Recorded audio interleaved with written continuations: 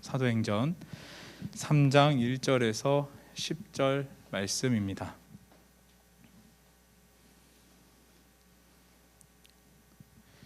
우리 한 절씩 교독하시겠습니다. 제가 먼저 읽겠습니다. 제9시 기도 시간에 베드로와 요한이 성전에 올라갈새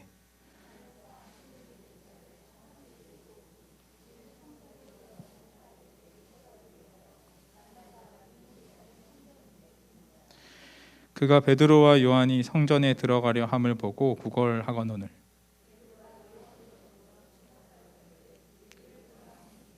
그가 저희에게 무엇을 얻을까 하여 바라보거늘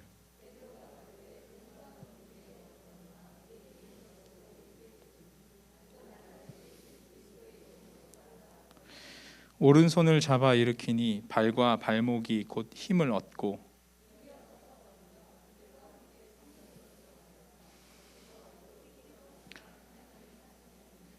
모든 백성이 그 걷는 것과 및 하나님을 찬미함을 보고 같이 읽겠습니다.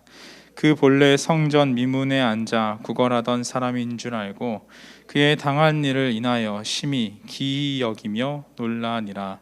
아멘. 여러분 혹시 치유의 기적을 혹시 직접적으로나 혹은 간접적으로 경험하신 일이 있으십니까? 저는 2007년쯤 중국이 한창 베이징 올림픽을 준비한다고 분주에 하던 차에 단기 선교로 하얼빈에 다녀온 적이 있었습니다. 그때에 간접적으로 치유의 경험을 경험한 적이 있는데요. 날씨가 굉장히 추워서 이 문고리를 잡으면 그대로 얼어버릴 정도의 굉장히 추웠던 하얼빈의 한 시골 도시를 방문했었습니다. 선교팀과 함께 했던 그 교회에서 함께 예배를 드렸었는데요. 어떤 한 할머니가 자신이 치유를 받고 싶다고 기도의 시간에 앞자리로 나왔습니다. 그분은 오랜 시간 동안 손을 꽉 쥔 채로 펼 수 없는 그 조막손이라고 하죠. 그런 손을 가지신 분이었습니다. 많은 사람들이 함께 그분을 위해서 간절히 기도했고 그분은 결국 그 손을 활짝 펴고 굳었던 어깨도 자유로워지면서 손을 올린 채 하나님께 찬양을 드렸습니다. 저는 그때 당시 촬영을 담당하면서 간접적으로나마 그 치유의 사건을 경험했었습니다. 제가 치유의 은사를 처음 접했던 것은 아니었지만 그렇게 오랜 시간 질병을 가지셨던 분이 치료를 받는 것을 본 것은 처음이었습니다. 당시 저는 어떻게 이런 놀라운 일이 일어났을까라고 생각을 해봤었습니다. 그때 들었던 생각은 첫 번째로 이 모든 게 하나님의 전적인 은혜 때문이고, 두 번째로 그동안 선교팀이 많은 시간 기도로 준비를 했기 때문이었다라고 생각을 했었습니다. 근데 조금 이상한 일이 그 이후에 벌어졌는데요. 그 부분은 설교 마지막 부분에 알려드리겠습니다. 오늘 우리가 읽은 본문에서도 이와 같은 치유의 기적이 일어났었습니다. 베드로와 요한이 기도도 아니고 나사렛 예수의 이름으로 일어나 걸어라 라고 말합니다. 그랬더니 시간이 얼마 지나지 않아서 거의 곧바로 그 안진뱅이가 걷고 심지어 뛰기도 하며 찬양하였습니다. 그래서 10절의 사람들은 그 모습을 보면서 대단히 놀랐다고 얘기합니다. 어떻게 이렇게 놀라운 일이 일어날 수 있었을까요? 오늘 이 어떻게 이런 일이 일어날 수 있었을까라는 질문에 집중하면서 먼저 당시 상황을 한번 살펴보겠습니다. 십자가 사건 이후에 제자들은 뿔뿔이 흩어졌고 예루살렘 도시에는 어두움이 드리웠었습니다. 그런 어두움 속에서 예수님은 부활하셨고 이 사실은 제자들에게 엄청난 빛을 본 것과 같았습니다. 그러나 이들에게는 어둠 속의 빛이었지만 여전히 로마 군인들은 짙은 흑암같이 강력했고 부활하신 예수님의 소문을 덮으려고 혈안이 되었었습니다. 이런 상황 속에서 예수님은 제자들에게 갈릴리에서 떠나서 예루살렘으로 가서 성령을 기다리라는 명령을 하십니다.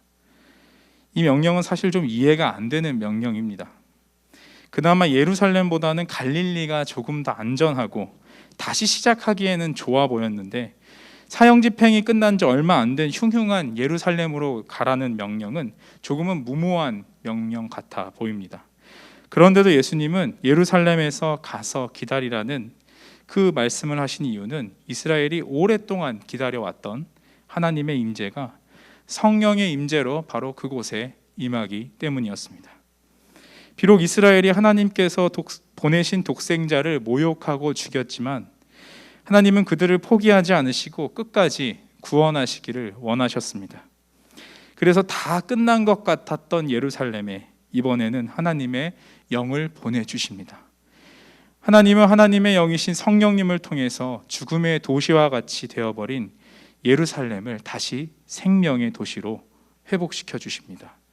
이렇게 사도행전은 부활과 생명의 영이 임하는 오순절 사건을 시작으로 바울이 로마의 법정에서 그들이 죽은 줄 알았던 예수님의 이름을 그리고 예수님의 복음을 선포하는 것으로 마무리가 됩니다. 그 과정에서 중요한 첫 발을 내디딘 시기가 바로 오늘 3장입니다. 사도행전 1, 2장에서 제자들과 무리들은 오순절 성령 사건을 경험하고 예수님을 배반하고 도망간 모습이 아니라 이제는 완전히 변화되어서 새 사람이 된 모습을 우리는 잘 알고 있습니다. 사도행전 2장 44절에서 46절을 한번 보면 제가 읽겠습니다. 믿는 사람이 다 함께 있어 모든 물건을 서로 통용하고 또 재산과 소유를 팔아 각 사람의 필요를 따라 나눠주고 날마다 마음을 같이하여 성전에 모이기를 힘쓰고 집에서 떡을 떼며 기쁨과 순전한 마음으로 음식을 먹고. 비록 예루살렘에 로마의 군인들이 돌아다니고 예루살렘 고위 종교인들의 흉흉한 감시가 이어지는 위험한 상황이었지만 성령 하나님께서는 제자들과 무리들을 통해서 그 어려움이라는 위협 상황 속에서 이런 놀라운 이야기를 우리들에게 들려주십니다. 이렇게 형성된 사랑의 공동체는 그 내부에서만 그 은혜와 사랑을 나눴던 것이 아니라 이제는 외부로 첫 발을 내딛게 됩니다. 베드로와 요한이 성전에 등장한 시간은 몇 시였죠? 제9시 기도 시간이었습니다. 유대인들이 하루 3번씩 기도를 드렸던 것은 잘 아실 것입니다. 두 사람도 오늘 무슨 일이 일어날 것 같은데 한번 성전 한번 가보자 하고 성전에 들어갔던 게 아니라 그들의 기도의 습관에 따라서 성전에 올라갔던 것이었죠. 늘 하던 대로 기도의 습관을 쫓아 성전에 간 것을 우리는 주목할 필요가 있습니다. 사실 이 습관은 두 제자에게만 있었던 것이 아니라 오순절 성령 강림 사건 이전부터 계속된 경건한 그리스도인들의 모습이었습니다. 1장에서도 예루살렘에 모였던 이들은 계속 기도로 준비했습니다. 1장 14절에 보면 여자들과 예수의 모친 마리아와 예수의 아우들로 더불어 마음을 같이하여 전혀 기도에 힘쓰니라 라고 말하고 있습니다. 제자들과 모였던 사람들은 성령을 경험하기도 전에 기도에 힘썼고 그 이후에도 계속 기도하던 사람들이었습니다. 이 구절은 오늘 일어난 3장에서 일어난 이 놀라운 기적이 그냥 하루아침에 갑자기 일어난 일이 아닌 것을 우리에게 알 수 있게 합니다. 나사렛 예수의 이름으로 일어나 걸어라 라는 놀라운 선언의 뒤에는 이런 이들의 기도의 일상이 있었던 것입니다. 우리에게도 이런 기도의 일상이 있었습니다. 그러나 팬데믹이 시작되고 우리의 일상은 참 많이 달라졌죠. 정해진 시간에 교회에 와서 기도하는 것도 어려워졌고 확진자가 많아져서 방역 수칙이 또 바뀌면 교회에 오기도 힘들어졌습니다. 소리 높여 기도하던 그 자리 이제는 거리두기 스티커가 붙어 있을 수도 있고 너무 가까워서 앉지 못하는 그런 자리가 되어버렸습니다. 마음껏 찬양하던 시간도 이제는 마스크를 껴서 굉장히 답답함을 감내하면서 찬양을 해야 하는 상황이 되었습니다. 그때가 그렇지만 계속 우리가 기도하고 찬양했던 그때는 항상 귀하고 즐거웠던 시간이었습니다. 그래서 우리는 더욱 그 시간을 앞으로도 지속해야 할 것입니다. 비록 교회의 그 자리에 앉을 수 없더라도 마음껏 찬양하기 어렵더라도 찬양과 기도는 여러 가지 방법으로 여러 모양으로 우리 삶 속에서 계속 지속되어야 합니다. 기독교가 수많은 팬데믹과 그리고 박해 속에서도 유지될 수 있었던 원동력은 은과 금이 아니라 예수 그리스도의 이름을 의지해서 기도했기 때문이었습니다. 그 이름을 찬양하고 그 이름을 의지해서 기도하는 그 일은 그 일 때문에 지금까지 우리가 여기까지 올 수 있었던 것입니다. 그리고 베드로와 요한은 다른 곳이 아니라 성전에서 계속 기도했던 것을 우리는 기억할 필요가 있습니다.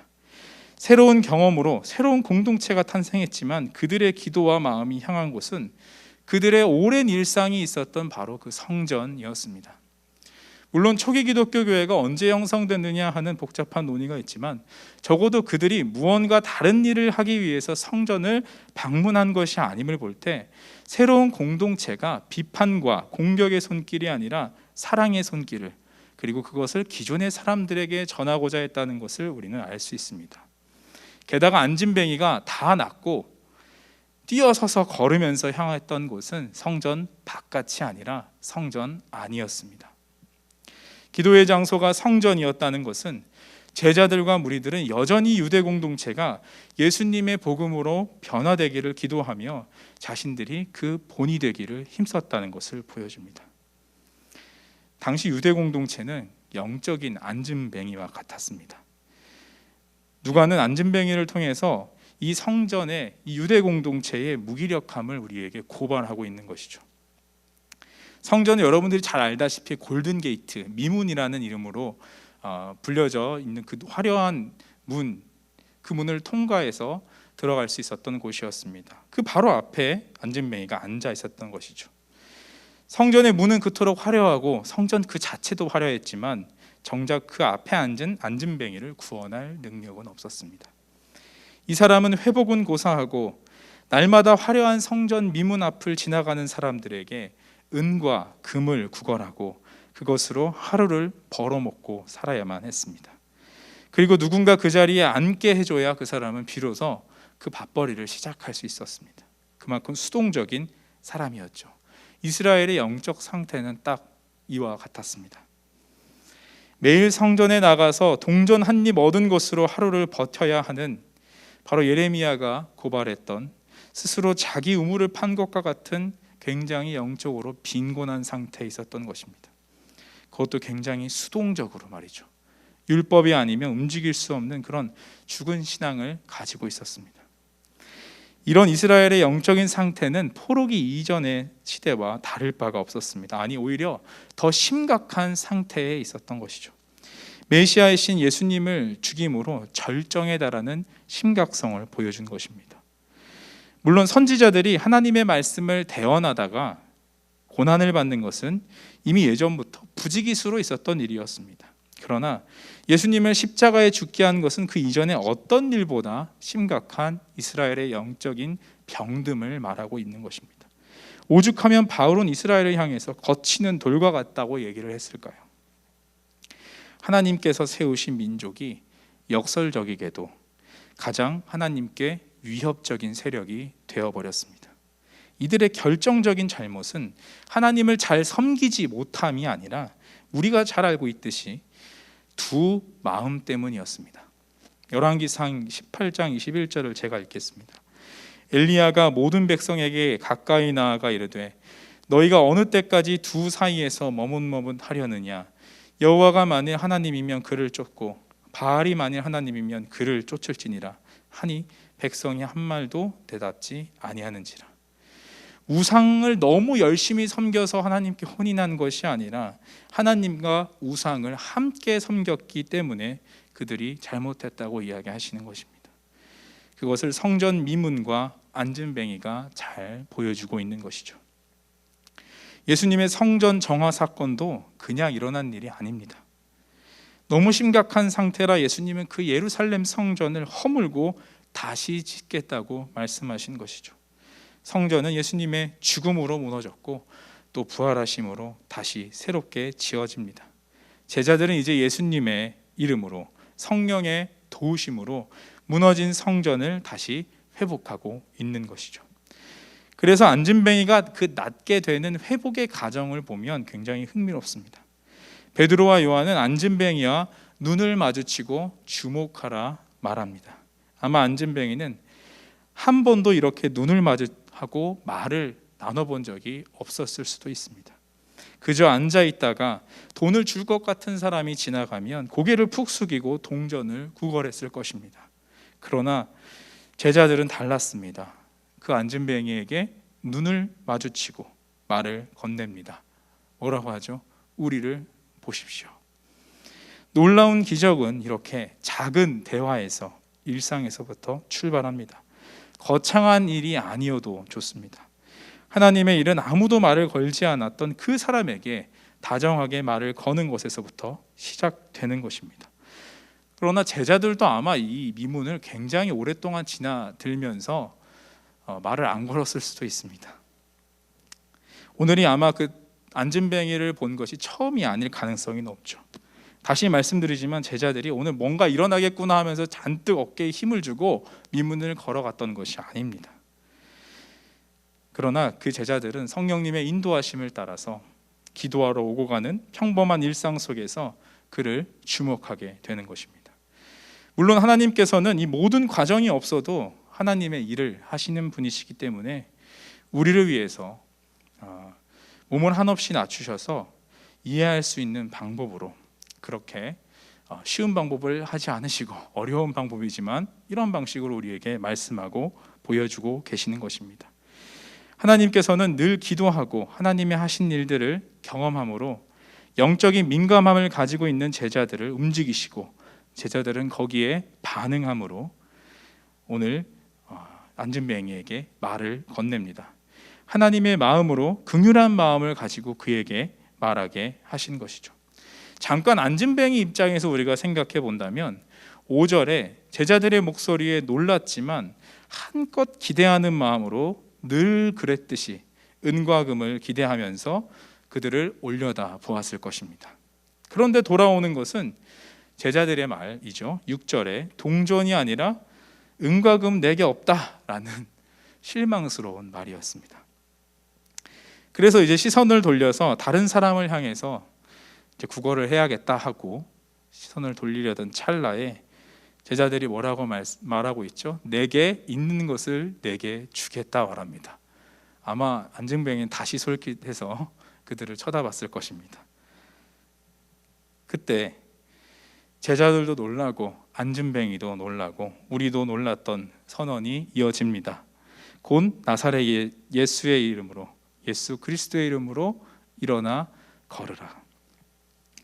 그냥 예수가 아닙니다. 뭐라고 되어 있죠? 굳이 나사렛 예수 그리스도라고 말하는 것은 그만큼 예수님의 사역과 그 삶이 오롯이 담긴 그 나사렛을 말하면서 하나님께서 예수님을 통해 하신 놀라운 일을 믿는 믿음으로 선포하는 것입니다. 사람들이 쉬쉬하며 그 이름을 말하기 어려웠을 그 상황 속에서 말하자면 적들의 심장부에서 정체를 드러낸 것입니다.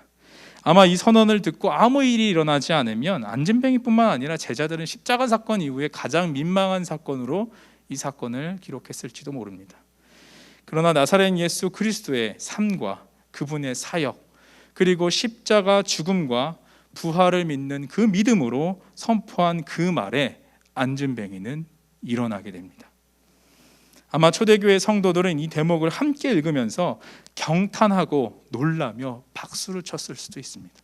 위대한 일을 행하신 예수님의 이름을 함께 찬양하는 것이죠. 그리고 이 사건뿐만 아니라 이와 유사한 일들이 그때 얼마나 많이 일어났겠습니까? 그러나 이 모든 일을 행하신 분, 그것은 제자들도 아니고 그 능력의 근원이 제자들에 있는 것도 아니고 예수라는 그 말 자체에 있는 것도 아니며 오직 하나님에게 있다는 것을 이 구절을 통해서 이야기할 것입니다. 그래서 읽지는 않았지만 제자들은 사도행전 3장 12절에서 이렇게 말하고 있습니다. 베드로가 이것을 보고 백성에게 말하되 이스라엘 사람들아 이 일을 왜 기이 여기느냐 우리 개인의 권능과 경건으로 이 사람을 걷게 한 것처럼 왜 우리를 주목하느냐. 나중에 등장하지만 마술사 시몬은 이런 놀라운 능력이 자기가 알고 있는 주문, 어떤 주문과 같이 예수님의 이름을 막 반복해서 되뇌이거나 다른 어떤 방법 때문에 이런 일이 일어나는 줄 알고 그것을 금전으로 거래할 수 있느냐 물어봤죠. 그러나 이 선언은 이런 방식으로 작동하는 것이 아닙니다. 앞에서도 우리가 함께 살펴보았듯이 이 말이 있기까지에는 수많은 과정들이 있었습니다. 계속 제자들과 같이 기도하는 일상이 그 삶에 존재해야 했고 그냥 예수가 아니라 나사렛 예수, 즉 예수님의 삶과 죽음 그리고 부활에 대한 암과 그에 대한 믿음의 동의가 있어야 하는 것입니다. 마지막으로 하나님께서 주목하시는 바로 그때 그 일이 일어날 수 있는 것입니다. 이런 일이 매번 우리의 예배 시간에 일어나면 얼마나 신나고 행복할까요? 기도할 때마다 수백 명, 수천 명이 나음을 받고 회심을 경험하면 얼마나 좋을까요? 그러나 하나님께서는 이렇게 쉬운 방법을 택하시지 않습니다. 우리의 지성과 마음을 설득시키는 방식으로 자발적으로 믿음을 가질 수 있게 우리를 이끌어 가고자 하십니다. 때문에 이 기적이 일어난 직후에 베드로는 이 기적에 대해 굳이 설명을 달고 있습니다. 아마 그 자리에 아픈 사람이나 어려운 사람이 굉장히 많았을 텐데 성전 앞이라서 병자와 구걸하는 사람들이 막 모여 있었겠죠. 그러나 바로 그 한 사람이 고침을 받은 것은 하나님께서 그 사람으로 말미암아 하시고자 할 말씀이 있었다는 것입니다. 그것은 여전히 이스라엘을 향해서 그리고 모든 사람을 위해서 하나님께서 일하고 계신다는 것을 말씀하고자 하시는 것입니다. 그래서 제자들은 사도행전 3장 13절에 이렇게 말합니다. 아브라함과 이삭과 야곱의 하나님 곧 우리 조상의 하나님이 그 종 예수를 영화롭게 하셨느니라. 아멘. 아브라함과 이삭과 야곱의 하나님 곧 우리 조상의 하나님, 어디서 많이 들어본 구절 같지 않으십니까? 여러분, 불과 얼마 전 매일 성경에서 그룹 나눔 하셨던 그 출애굽기 3장 6절의 내용입니다. 하나님께서 친히 모세에게 불붙은 떨기나무에서 자기 자신을 소개했던 내용이죠. 우리도 잘 기억하고 있는 말씀이지만 아마도 이 말을 듣고 있었던 그 당시 수많은 청중들은 온몸으로 그 말을 기억하고 있었기 때문에 놀랐을 것입니다. 베드로는 이 출애굽기의 구절을 인용하면서 이와 같이 말하고 있습니다.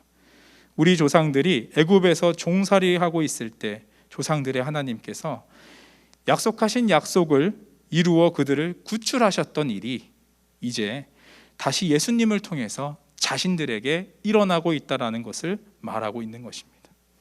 하나님께서는 예수님과 그리고 그 삶을 담고자 하는 제자들을 통해서 철저하게 예수님을 거부했던 그들에게 다시 회복을 선언하고 계시는 것이죠. 베드로는 사도행전 3장 14절에서 이들의 그 거부했던 내용을 굳이 분명하게 짚고 넘어갑니다. 14절에 보면 너희가 거룩하고 의로운 자를 부인하고 도리어 살인한 사람을 놓아주기를 구하여 라고 얘기합니다.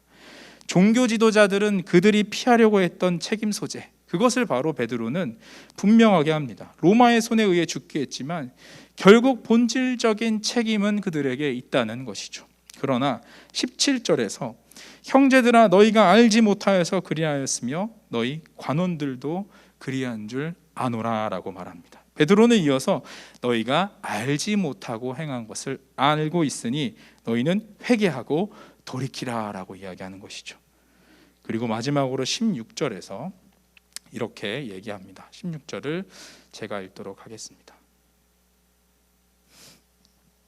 그 이름을 믿음으로 그 이름이 너희 보고 아는 이 사람을 성하게 하였나니 예수로 말미암아 난 믿음이 너희 모든 사람 앞에서 이같이 완전히 낫게 하였느니라.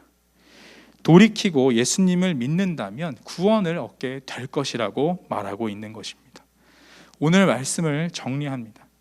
우리 처음 질문으로 돌아가 보면 어떻게 이런 기적이 일어났을까였죠. 당연히 오직 믿음과 하나님의 은혜 때문이지만 좀 더 자세하게 들여다보면 먼저 제자들의 기도와 묵상의 자리가 계속되었기 때문에 이것이 가능했습니다. 하나님께서 예수님을 통해 하신 일들을 그들이 기도와 묵상을 통해서 굳게 믿고 계속 깨어 있을 수 있었기 때문에 가능했던 것입니다. 그리고 안진뱅이에게 말을 걸었던 일상의 작은 실천을 통해서 기적이 시작됐습니다. 제자들이 만약 그냥 지나쳤다면 아무 일이 일어나지 않았을 수도 있습니다. 물론 당연히 하나님께서 다른 방법으로 하셨을 수도 있지만 제자들은 깨어 있었고 무너진 영혼의 모습을 보고 담대하게 일어나라 선포할 수 있었던 것이죠. 마지막으로 그들은 나사렛 예수의 이름이 어떤 의미인지 어떤 능력을 가지고 있었던 것인지를 분명하게 알았기 때문에 기적이 일어났습니다. 아브라함, 이삭, 야곱 조상들의 하나님께서 멈추지 않으시고 여전히 신실하게 예수님을 통하여 일하고 계신다는 사실을 알고 믿음으로 그 이름을 의지해서 선포했을 때 능력이 나타났던 것입니다. 이처럼 하나님 나라는 제9시 기도의 시간에서부터 시작합니다. 내가 기도하고 말씀을 묵상하는 그 자리가 바로 출발점입니다. 내가 속해 있는 공동체, 나와 맞닿아 있는 가족과 이웃이 출발점입니다. 다른 곳이 아니라 내가 있는 곳에서 조금 더 손해보고 헌신하고, 지난하지만 바로 이런 과정들을 통해서 조금씩 회복이 일어나고 하나님 나라가 이루어 가는 과정일 줄 믿습니다. 여러분 중에 이미 잘하고 계시는 분들이 많이 있을 것입니다. 줌으로 셀 모임을 계속 이어가시는 분들도 있으시고, 또 여러 가지 방법으로 여러 모양으로 그 모임들을 유지하고 계시는 분들이 많이 계십니다. 그런 분들에게는 당장의 변화, 놀라운 기적이 막 일어나면 얼마나 신날까요? 그러나 그렇지 않는다고 실망하지 마시고 함께 더 힘을 내어서 이 과정들을 지나갈 수 있었으면 좋겠습니다. 베드로와 요한과 같이 한 번 더 말을 건네고 한 번 더 주목하는 일들을 통해서 우리의 공동체는 한 발짝 한 발짝 하나님 나라에 가까워져 갈 것입니다. 아까 하얼빈 할머니 얘기를 마지막으로 설교를 마무리하겠습니다. 앞에서 이야기했던 하얼빈에서 치료를 경험하신 할머니는 치료를 경험한 이후에 기도의 일상도 없으셨고 또 예배 공동체에도 나오지 않으셨습니다. 그저 치료를 받고 싶은 마음에 예배에 몇 번 참석을 했었습니다. 몇 년 후에 그 할머니는 다시 기도를 받고 싶으시다고 오셨습니다. 여전히 손은 주먹이 져 있었고 아픔을 계속 호소하셨습니다. 그러나 사랑의 하나님께서는 그 할머니가 다시 오셨을 때 또 회복시켜 주셨습니다. 물론 무엇이 진짜고 성령의 은사가 어떤 것인지에 대한 복잡한 이야기는 뒤로 하고, 하나님은 영원히 낫게 하실 수도 있고 그렇게 하지 않으실 수도 있지만, 중요한 것은 하나님께서는 우리를 예수님의 이름을 통해서 영원한 생명의 자리로 오게 하셨다라는 것을 믿는 믿음이 중요하다는 것입니다. 그리고 그 믿음으로 은과 금을 구하는 것, 기적을 계속 요구하는 것을 넘어서서 이제 우리를 영원한 생명으로 인도하신 하나님의 능력을 믿는 믿음에까지 나아가야 할 것입니다. 그리고 그것을 믿으면서 일상의 자리에서 계속 기도하고 말씀을 통해서 하나님의 하신 놀라운 일들을 깨닫는 일들을 통해 우리는 우리가 있는 곳에서 나사렛 예수 이름으로 일어나 걸으라라는 선언을 할 수 있게 되는 것입니다. 이 말은 누군가에게 전해져야 하는 말입니다. 나 혼자 가지고 있는 것으로 충분하지 않습니다. 다 같이 한번 실습해 보겠습니다. 우리 스스로에게 먼저 외쳐볼게요. 나사렛 예수의 이름으로 일어나 걸어라. 한번 외쳐보겠습니다. 시작. 나사렛 예수의 이름으로 일어나 걸어라. 이제는 눈을 감고 이 놀라운 선언이 필요한 사람 혹은 장소, 어떤 사건, 이런 것들을 생각해 보시면서 한 번 더 선포해 보겠습니다. 시작. 나사렛 예수의 이름으로 일어나 걸어라. 아멘.